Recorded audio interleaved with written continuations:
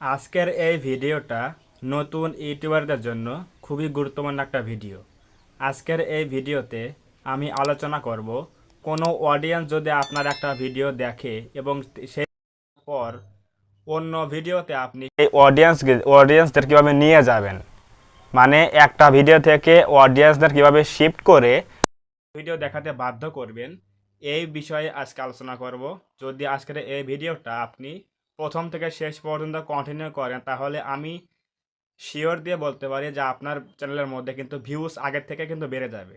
So অবশ্যই ভিডিওটা প্রথম থেকে শেষ পর্যন্ত কন্টিনিউ করবেন।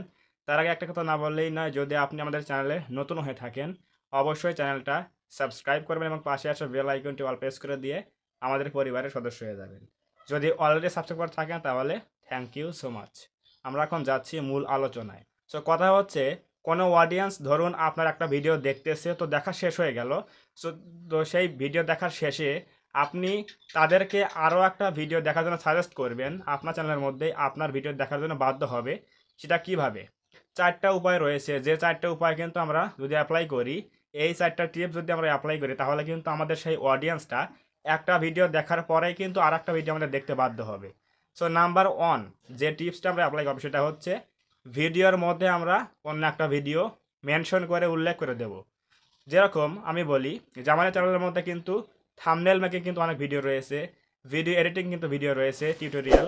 সো আমি যদি বলে দেই যে যদি আমার সেই ভিডিও না দেখে থাকেন তাহলে চ্যানেলের মধ্যে গিয়ে অবশ্যই আমার সেই থাম্বনেল মেকিং ভিডিওটা দেখে আসতে পারেন।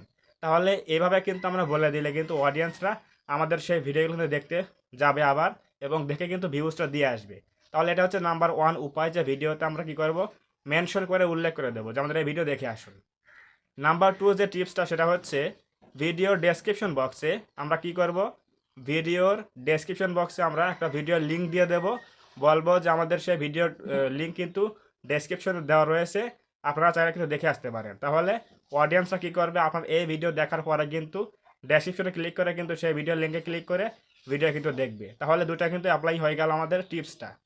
তিন নাম্বার যে টিপসটা রয়েছে সেটা হচ্ছে খুবই গুরুত্বপূর্ণ একটা টিপস, সেটা হচ্ছে আই বাটন বা আই কার্ড সেট করা।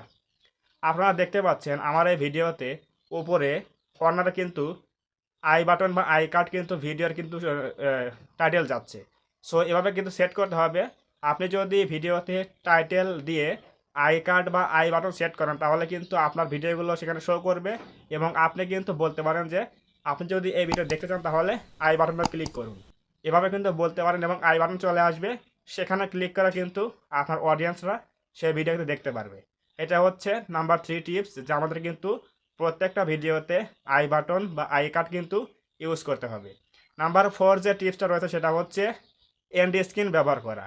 আমাদের প্রত্যেকটা ভিডিওতে লাস্টের দিকে দেখুন যে 3 থেকে 4টা ভিডিও কিন্তু এমনি ভেসে ওঠে। লাস্টের দিকে দেখবেন, এই ভিডিও শেষে কিন্তু দেখবেন যে এন্ড স্ক্রিন বলে অপশন চলে আসে। এটা হচ্ছে ইউটিউবের ফিচার একটা, এবং এখানে কিন্তু 3 থেকে 4টা ভিডিও কিন্তু অটোমেটিক কিন্তু চলে আসে, সাজেস্ট করে। এটা হচ্ছে এন্ড স্ক্রিন ফিচার।